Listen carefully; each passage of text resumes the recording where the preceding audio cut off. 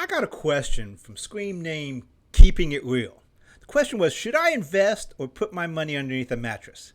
Well, I got this real good stock called GameStop. You might want to check it out. Based on its growth, I'm sure it's a sure thing. Actually, this isn't that type of show. But I do have some financial advice for you today. Let's get to it.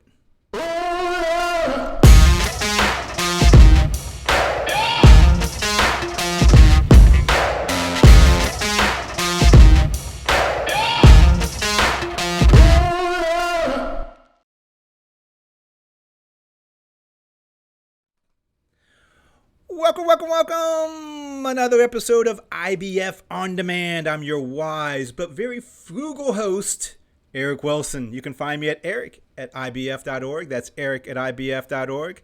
I'm currently sitting in my bunker. I'm investing in food storage and bourbon right now. So that's what I'm investing in. If you want to invest in something, you should invest in Arkiva, your one-plan S&OP software solution. They're our sponsors for this podcast and all of our podcasts so far. So check them out. It's Arkiva, your one-plan S&OP software solution. If you also want to invest, I recommend you invest in yourself as well. Check out ibf.org. Everything is involved with there. Everything for you and your field. Everything to help you grow and invest in yourself. Also, I want you to check out some upcoming events. We have an event coming up. It's an FP&A conference. It's going to be coming up at, I think, June from when we record this. This is a call for speakers. Call for people that have been connected to an FP&A process are part of that. We need speakers for that conference coming up. If you want to write something, if you want to speak at an event, check it out at ibf.org, and you can become a speaker and contributor there as well. Also want to check out the rest of our summer schedule. One more thing I have to mention as well is I do have a book, Predictive Analytics for Business Forecast. Check out that book. You can find that at ibf.org/books as well. We live in a polarized world. I mean, right now, it's left versus right. New York versus Chicago-style pizza. Ronaldo versus Messi.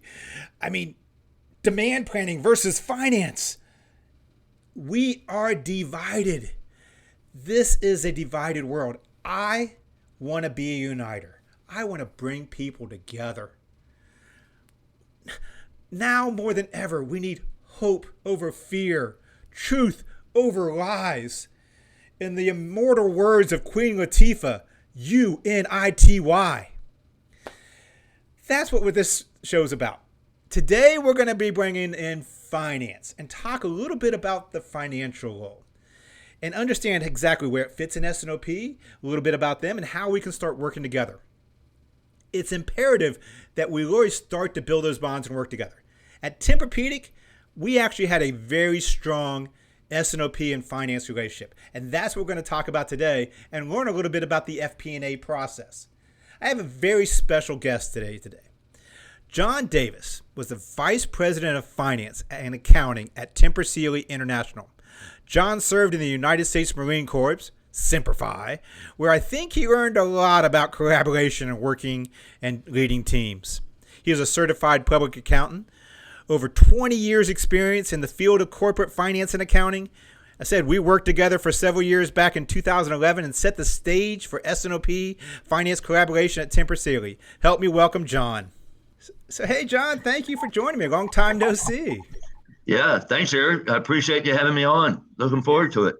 Okay. Full disclosure for the audience, me and John actually worked together. It was a few years back, but we worked together for about 10 years at Tempur. So it's been a few years back, so it's good seeing you again.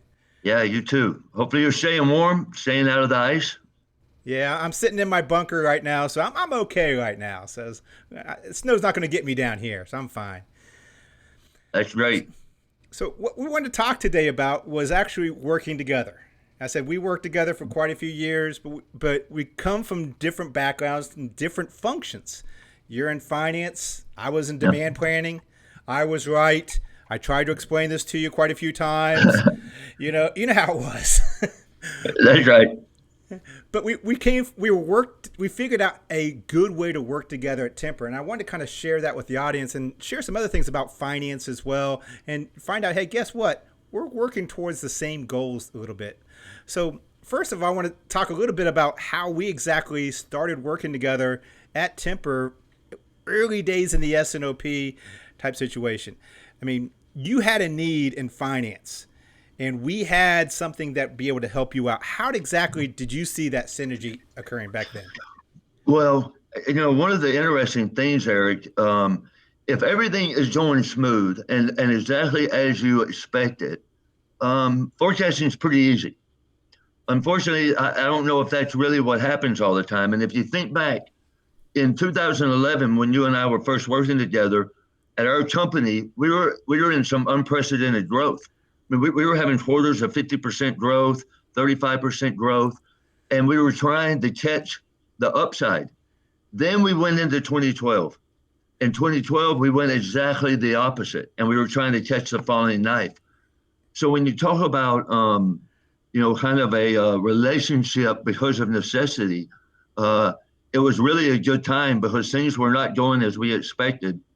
And I was having a very hard time trying to figure out whether sales were going up or going down, which way were they going, and you were implementing the S&OP process, and really through a collaborative effort, got together and made something work great for the entire company.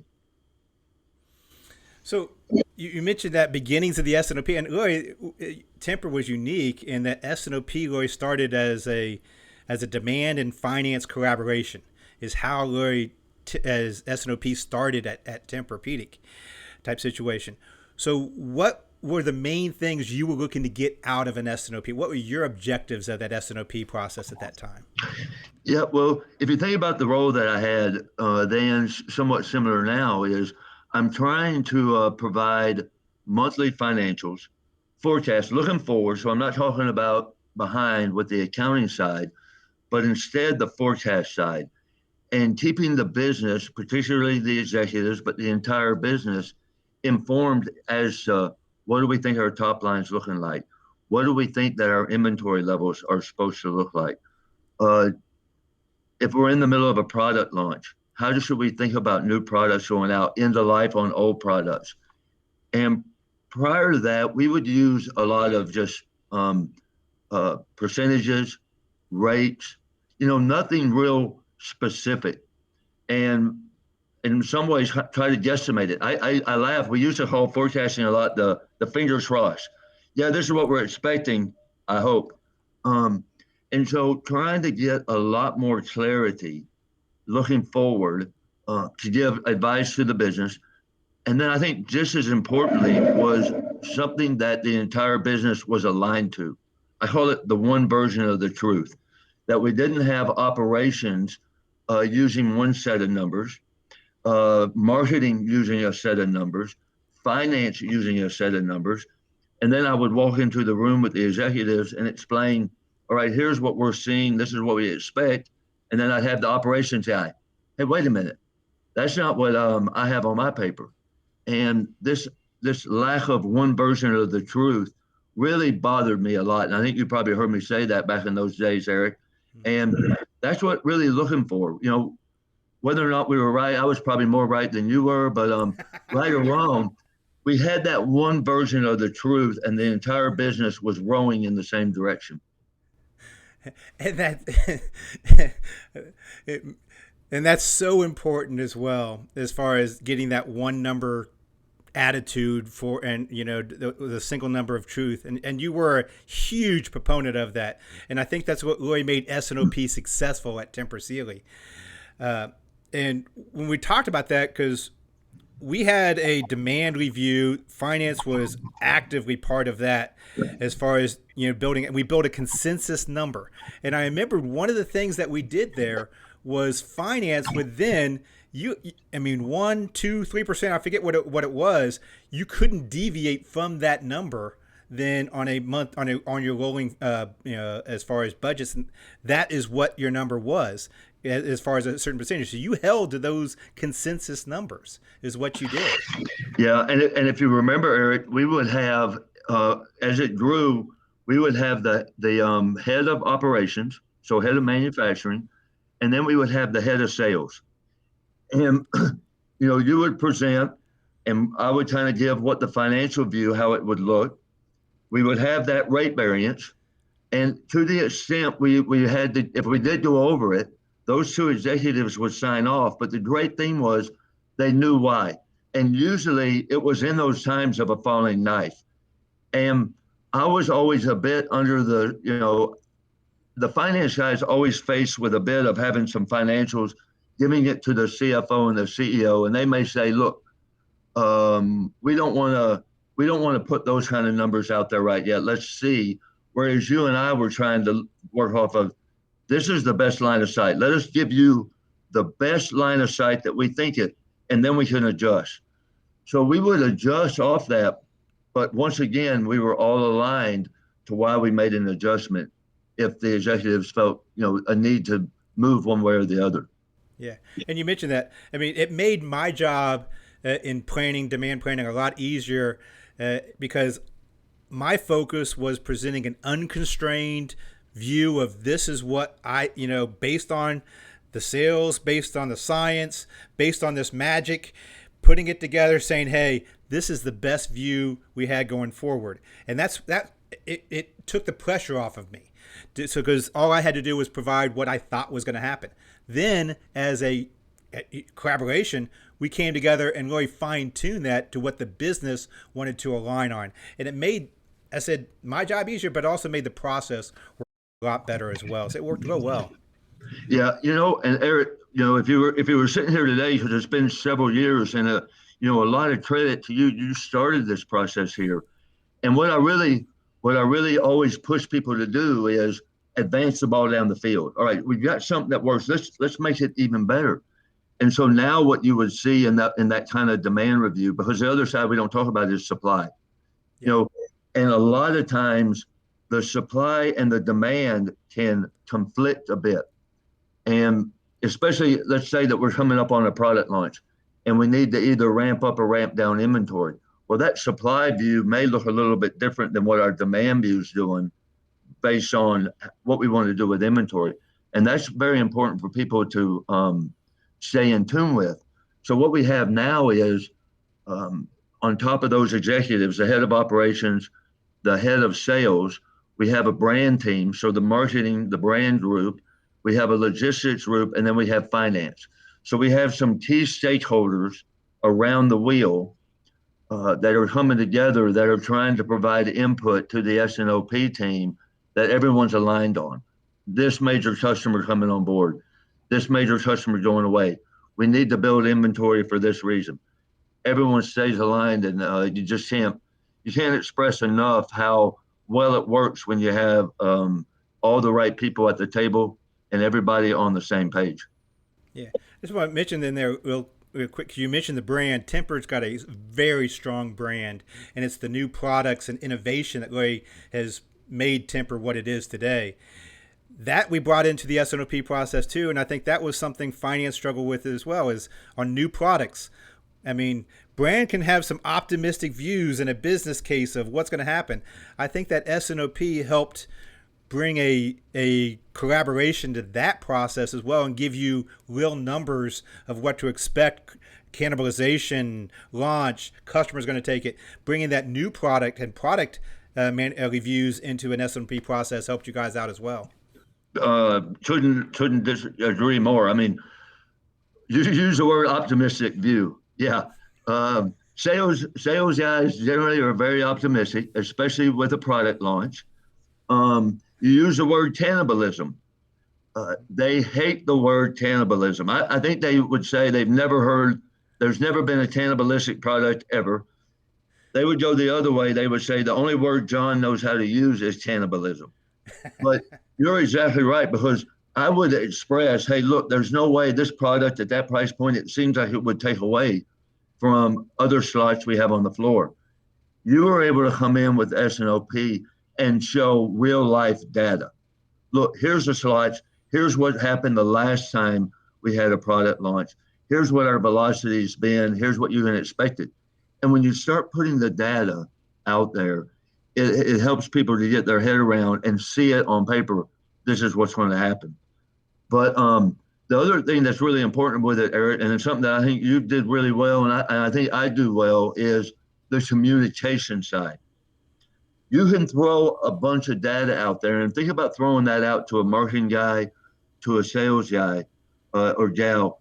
They they may get overwhelmed with it. It's being able to tell the story and communicate that in a manner that people can get their head around, and that's probably as important as the numbers are behind it. That is true. Communication and being able to tell a story with numbers is something I think that's critical type situation.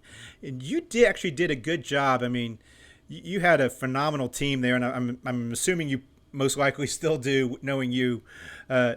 What exactly did you build in your teams? What were you looking for in building out your teams? Because you mentioned that, storytelling and things of that sort, because you had a unique kind of perspective in building a finance team there.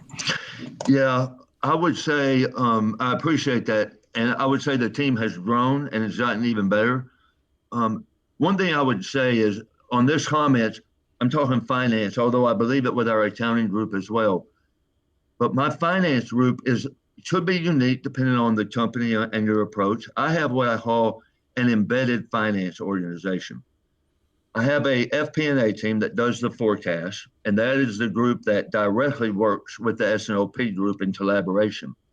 And I kind of view them as the hub of the wheel.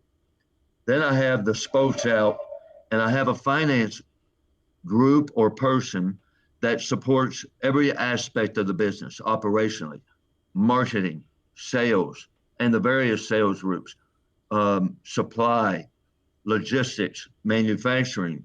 So we embed finance groups, and they're there to be a business partner. They're not there just simply to provide reports. So what do I look for? I look for four things in my folks. The fourth and the least, well, not the least, but the fourth one on my list is financial acumen. That's my fourth one. Other than that, what I really look for is collaboration, communication, and teamwork. If I can get those three, generally the financial acumen is there. But if I want to have an embedded finance group, if I want to have someone be a business partner, help drive the business, help make business decisions, they've got to be communicative, they've got to be collaborative, and they have to have a teamwork mentality. And I think that's what we've been really successful with. And I agree. And I think everything you just said, I hope people in the supply chain world and the demand planning world, whatever world you're in, you could take what John just said and put it in your world as well. Because I look for the same things when I build out my teams as well. You didn't need to be the analytics whiz. You need to be able to, actually talk about the numbers as well. And I think that's the reason why we built such good synergies between it, because we had the same types of teams. It was an enabler for the business, is in essence what we tried to do. So Absolutely. Couldn't agree more. yeah. So changing gears a little bit, talking about business, and giving our audience here kind of insights into FP&A world. You mentioned that type. What's some of the key deliverables for FP&A? What are you doing on a monthly or weekly basis? Give some people insights in exactly what FP&A is doing for the business. Yeah, absolutely. Well, one thing, FP&A, let's define it. It's forecast, planning, and analytics. And when I think about that, especially when I had a much smaller group, and in some companies, the FP&A may be all things. I mean, they're the group that does the budget. You ask, what do they exactly do? Well, they do the annual budget. They do in our case, we do a forecast every month. So you take the budget, it is locked for a year. And then every month, as we have more information, we adjust in a forecast. We even do what's called a weekly tracker. So every week on Friday, we meet with the executive team and give an update to our forecast. Well, based on sales trends or commodities or this expense, or we're going to do some advertising, we make adjustments. So they're responsible for that. They're that hub of collecting all that information. But when you think about FP&A, forecast planning, think about a pyramid. That is your foundation. It's Some of it is compliance. So every year we got to do a budget. Every month we have to do a forecast. That is that base. And depending on how effective, how efficient your team is, they may spend the vast majority of their time doing that. I always try to get our FP&A team to be able to get very efficient at the FP part, the forecast planning, reduce that base so you can spend more time on the A. And the A is the analytics. And there's value add in all of it, but being able to analyze the business, being able to give insights and little nuggets of direction of where we're headed, that is very value add. And I really like my team to spend as much time as possible on the A, which means they have to get very efficient on the FP. Okay. So, I mean, a lot of what you're doing, it's driver based. Then I'm assuming you're finding the drivers that are affecting the P&L, the balance sheet, and that's what you're tracking on a weekly and rolling up on a monthly basis. Then, is that what, in essence, what Yeah, you're doing then? absolutely. So we're putting together most notably a P&L. So we're putting together a profit and loss statement every month, and we put it out for 12 months on a month by month basis for 12 months out. With what I've found is most it's most valuable for the next 3 months, and it's probably the same with you in the S&OP. The farther out I am, the less clarity I have on what I call the non-controllables. So sales, for example, can't really control that. That's where we really rely upon and collaborate with the S&OP team. But advertising spend and headcount and salary and those are things that are pretty knowable. So those are drivers. And if the marketing group says we've got an opportunity to spend an additional amount of money, that would feed into us. That would be one of those drivers. We would put it into our P&L, be able to see what were the results of it, and help the business make a decision whether or not we should spend that money. Okay. So, one question I have for you, because I'm sure a lot of the people in demand planning don't have a lot of financial background. You mentioned the word compliance. Budgets. They always come with the question. We go through this 3-month process of creating a budget that's usually obsolete by the time we finish the budget. Why do we need that yearly budget for? You have just asked. I'm going to tell you right now, I do not have an answer for you. There is Outside of compliance. there is nothing that I really hate the budget process.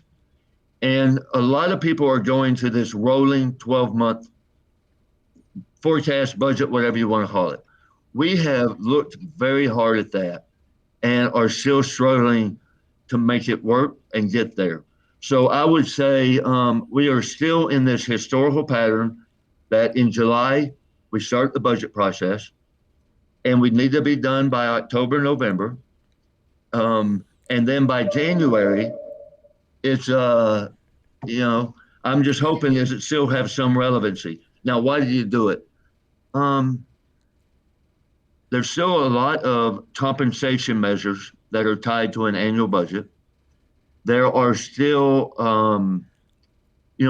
this year, especially with the demand within the furniture and mattress industry, it was very worthwhile to use a unconstrained demand and be able to roll up a budget with that view and take the macro world out of it to understand, do we even have enough manufacturing facilities? Do we have enough supply? So from those standpoints, that was very useful for us to know, hey, I think we're in good shape next year from our facility wise. Compensation, all of our annual are tied to that. But we are constantly looking for a more efficient process because if it's done in detail, it takes a lot of people's time and it's not the best use because, again, John's opinion, most budgets, most forecasts are outdated after about 3 months. Yeah. Without making some major change. And don't even get me onto a 5-year plan. You don't want to talk about the strat plan then, huh? The strat plan is even more outdated. Welcome to be a publicly traded company, though. I'm sure we have one still, don't Right, we? exactly.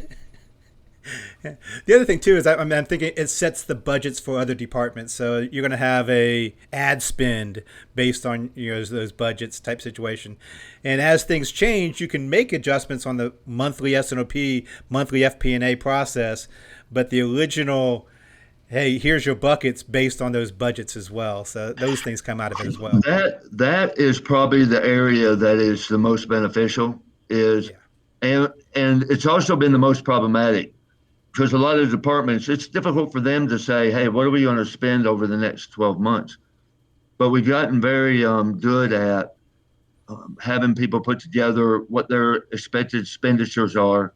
And then because I have that embedded finance group that helps them evaluate where they're at any given time on their spend and their budget, it really holds people accountable from a expense standpoint and really helps us maintain profitability. Okay.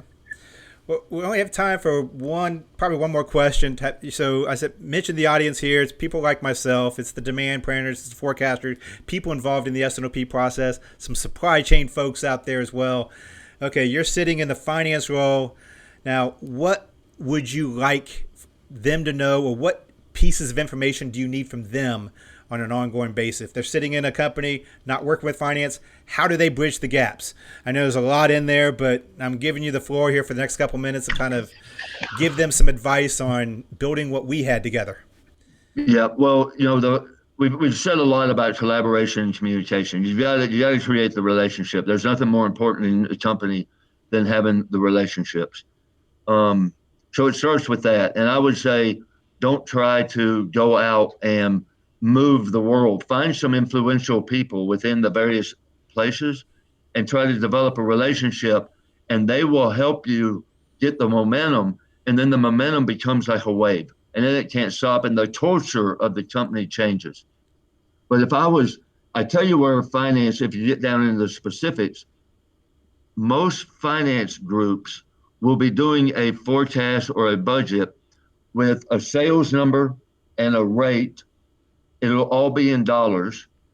And what the S&OP team, one thing that's very useful, and we use it every month, is they provide us a unit view. So now we're getting down into a level of detail that they can pass us units by product, by SKU, by family, by customer. And it now takes a lot of the guesswork out, and it allows us to analyze what is our customer mix, what is our product mix, what is our SKU velocity on the floor.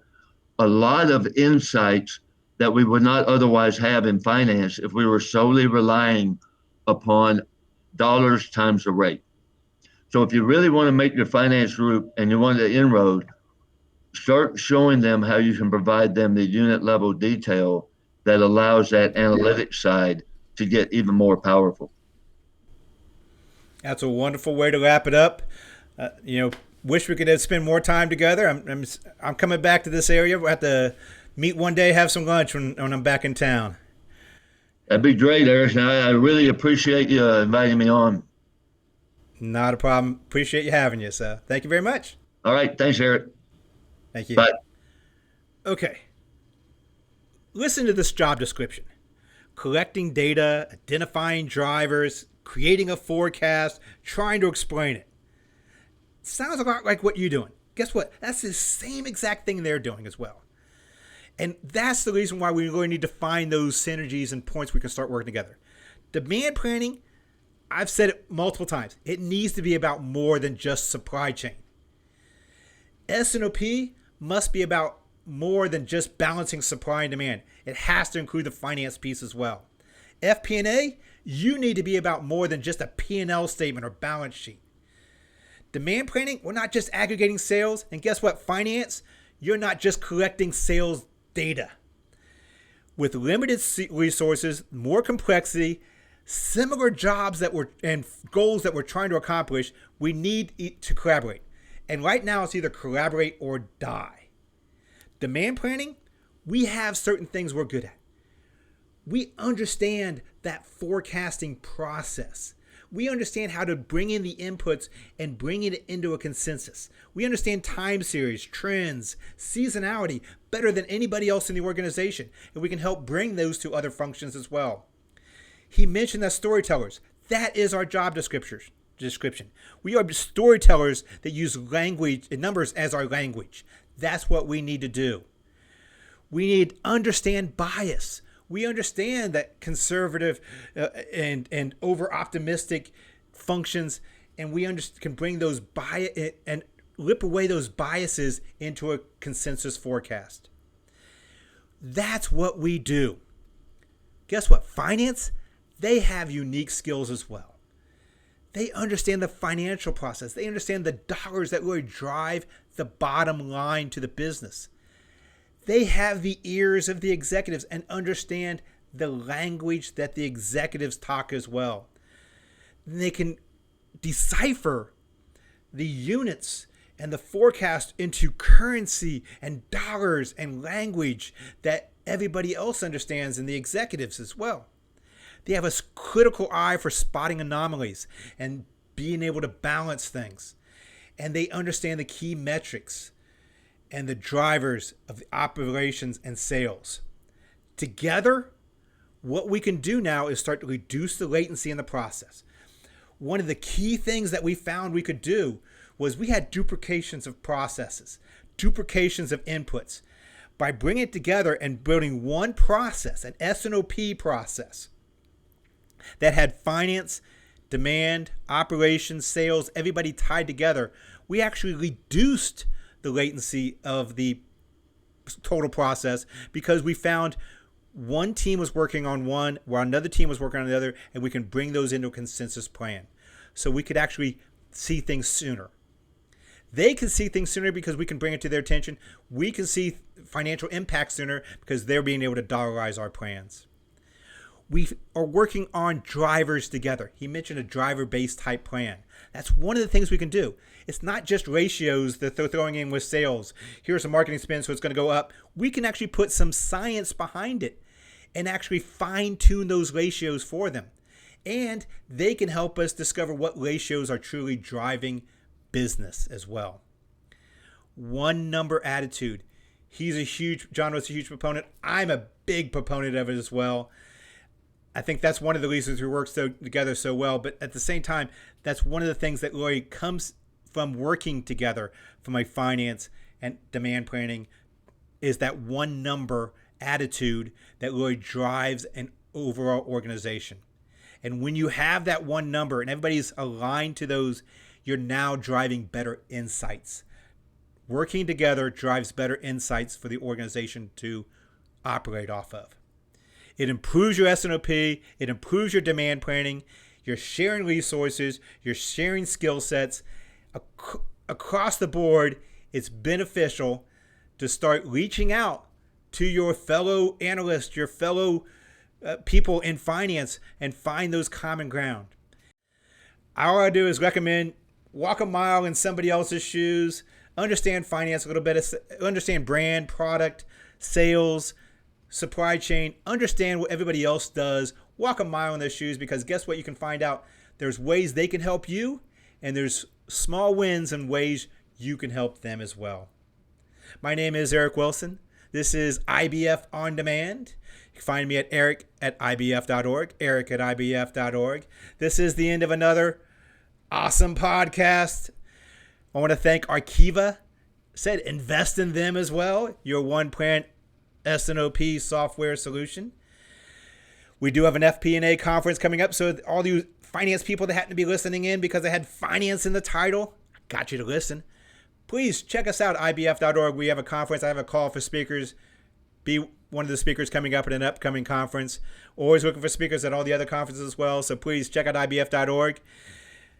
And don't forget, one final thought, wash your hands.